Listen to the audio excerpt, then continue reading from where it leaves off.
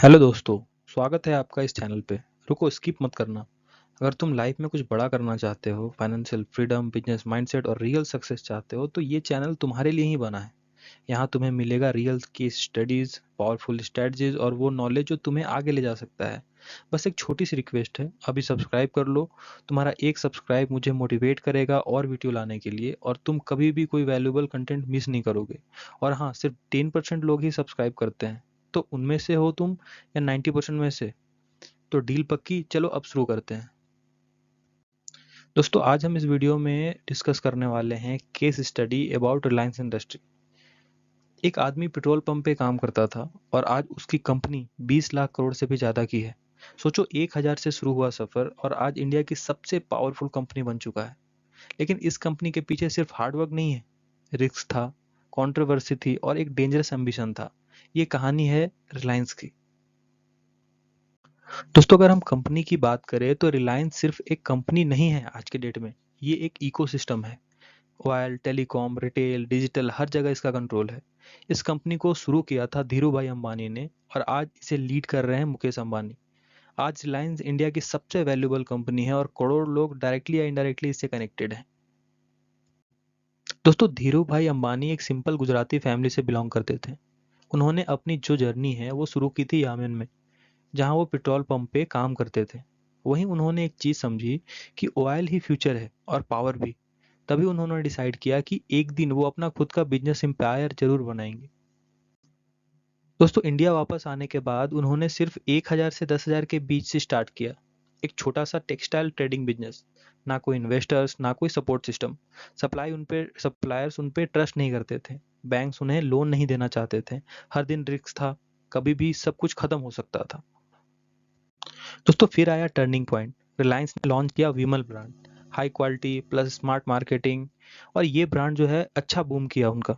लोगों ने ट्रस्ट करना शुरू किया इस ब्रांड को। और फिर एक बोल्ड मूव रिलायंस ने लिया, उन्होंने अपना एक आईपीओ इशू किया, जिससे कि कॉमन लोगों को इन्वेस्ट करने का मौका मिला रिलायंस इंडस्ट्री में। और वहीं से रिलायंस बन गया इंडिया का नंबर 1 इन्वेस्टर फेवरेट शेयर्स। दोस्तों, अगर हम ग्रोथ स्ट्रेटजी की बात करें तो रिलायंस का जो गेम है वो यहाँ से शुरू होता है। उन्होंने यूज किया बैकवर्ड इंटीग्रेशन स्ट्रेटजी। कपड़ा बनाया, फिर उसका रॉ मटेरियल, फिर केमिकल, फिर ऑयल। मतलब पूरा सिस्टम कंट्रोल में ले लिया। जब कंपटीशन एक ही फील्ड में स्टक हुए बैठे थे, रिलायंस पूरा वैल्यू चेन को ही खरीद लिया। रिजल्ट क्या हुआ इससे? कि वो जो कॉस्ट था वो कम हुआ, उनका जो प्रॉफिट है वो ज़्यादा होने लगा और जो कंट्रोल है वो मैक्सिमम था उनका प्रोडक्ट पे या फिर डिस्ट्रीब्यूशन चैनल पे। दोस्तों, जैसे हम सब जानते हैं कि हर एक कंपनी का एक यूएसपी होता है, जिससे कि वो एक लार्जर एरिया या फिर लार्जर सेगमेंट को कैप्चर करता है। तो अगर हम रिलायंस का सीक्रेट को समझें कि उसका सीक्रेट क्या है, तो वो है स्केल, स्पीड एंड रिस्क। और सबसे पावरफुल चीज है फ्यूचर पे बेट लगाना। जैसे कि आप लोग लाइव एग्जांपल जानते हो, जियो कंपनी। जब टेलीकॉम कंपनीज महंगा डेटा बेच रही थी तो रिलायंस ने फ्री डेटा दे दिया। पूरे मार्केट में अर्थक्वेक्स आ गया था उस समय, वो आपको पता होगा, और रिलायंस ने एक ही मूव में करोड़ ऑफ यूजर कैप्चर कर लिया। लेकिन दोस्तों, जर्नी इतनी आसान नहीं थी। रिलायंस को फेस करनी पड़ी political controversies, stock market allegations और सबसे बड़ा family conflict, Mukesh versus Anil Ambani. और सबसे रिस्की डिसीजन था जियो में 1.5 लाख करोड़ का इन्वेस्टमेंट। अगर वो फेल हो जाता तो रिलायंस को हैवी लॉस हो सकता था। दोस्तों, उसके बाद फिर आया मुकेश अंबानी का एक मास्टर स्ट्रोक। जियो को इनिशियली फ्री कर दिया तो मिलियंस लोग ने इंस्टेंटली जियो ज्वाइन कर लिया। फिर फेसबुक और गूगल जैसे जायंट्स ने इन्वेस्ट किया और रिलायंस ने अपना जो डेप्थ है वो ऑलमोस्ट क्लियर कर दिया। ये सिर्फ कमबैक नहीं था, ये एक डोमिनेशन था। दोस्तों, अगर हम करंट पोजीशन की बात करें कि रिलायंस आज के डेट में क्या है, तो आपको पता होगा कि रिलायंस आज के डेट में इंडिया की टॉप नंबर 1 कंपनी है।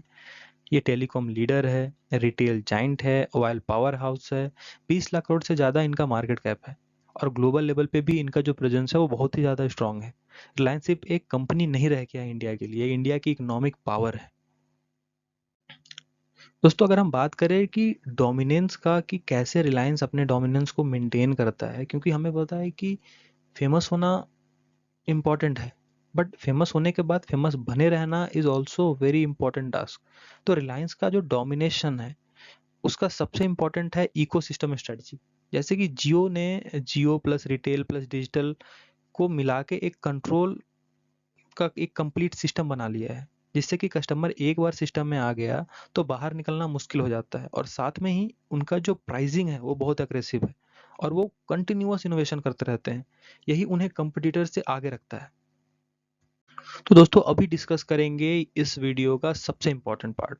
तो अगर हम फ्यूचर की बात करें तो फ्यूचर में रिलायंस फोकस कर रहा है ग्रीन एनर्जी पे, एआई एंड डिजिटल एक्सपेंशन पे एंड ग्लोबल ग्रोथ पे। लेकिन रिस्क भी है, कंपटीशन बढ़ रहा है।